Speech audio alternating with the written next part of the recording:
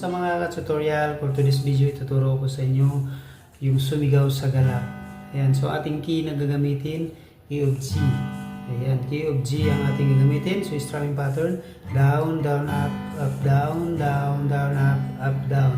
So ang ating intro, meron tayong G, meron tayong B minor, meron tayong C, and the last is D.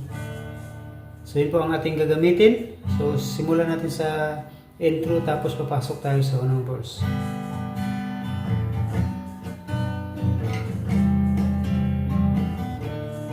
Sumigaw sa galak ang lahat ng ilan.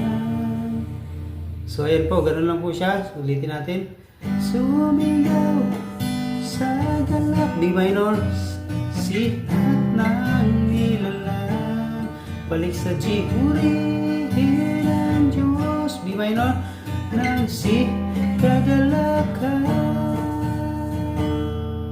So ulitin po natin. Ayan sa G, sumigaw. So pag sa galak, B minor, C, lahat. So ang lahat ng D, nilalang. So balik sa G, purihin, B minor, C, da-da-da-da. So after po yan, po tayo sa parang bridge nya. Wagas na papuri, B minor, E minor, C siya, awitan siya, istilang, walhatiin siya.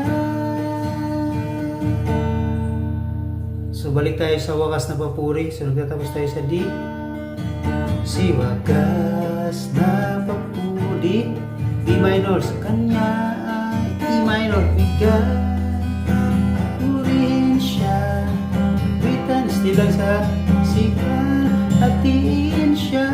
Sa luwal hatiin siya, nasa D na po tayo. So ulitin natin. Wagas na papuri, sa kanya ibigay, purihin siya, awitan siya, walhatiin siya. After that, pwede kayong babalik sa unang verse. Ayan. So ganun lang po kadali. Don't forget to subscribe and share in my YouTube channel. God bless.